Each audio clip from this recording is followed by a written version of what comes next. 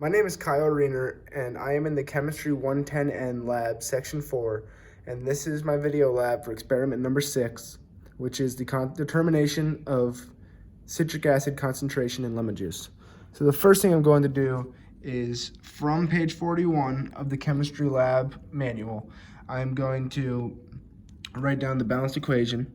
So the first part of the reactant is C3H5O. COOH,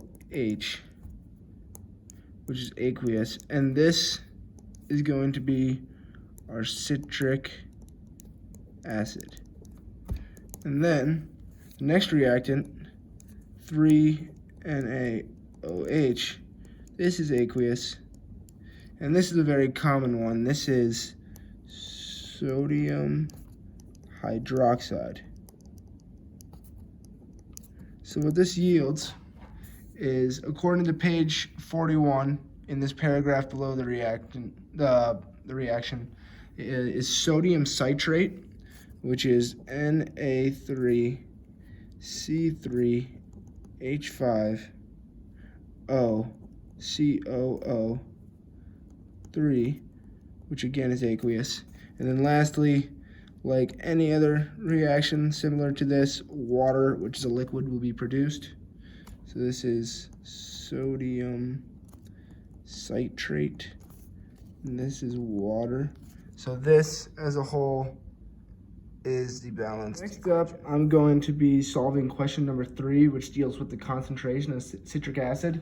And all of this information is going to come from page 46 in trial 1 of table number 1, and the other 2 will be done off camera.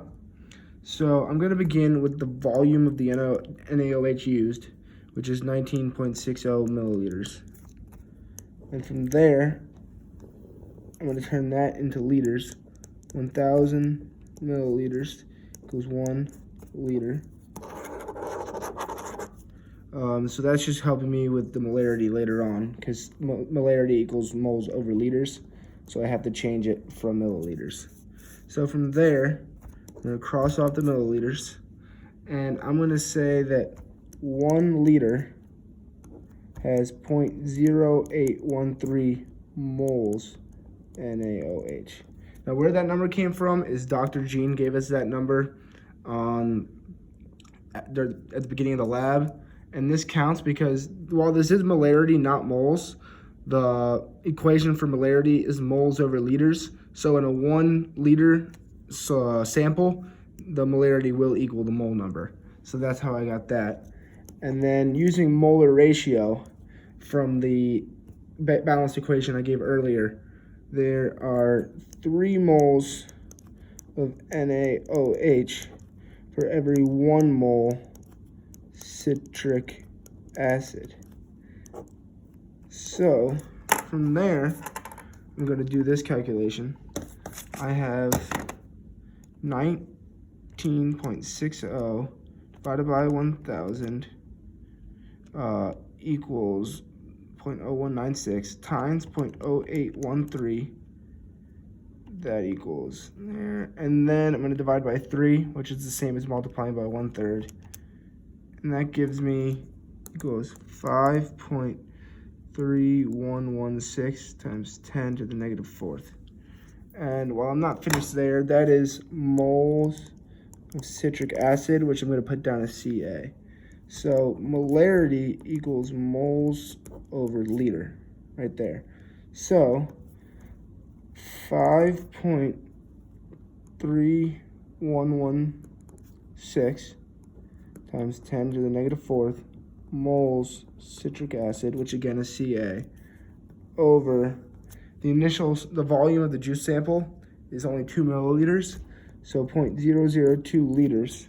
So I'm going to divide that by 0.002, and that number gives me equals 0.26558.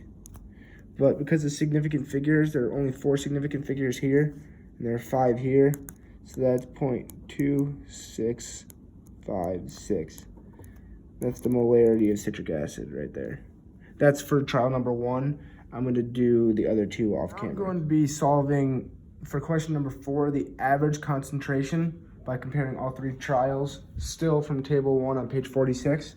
So off camera, this value, 0.2656 molarity, is what I just did on camera.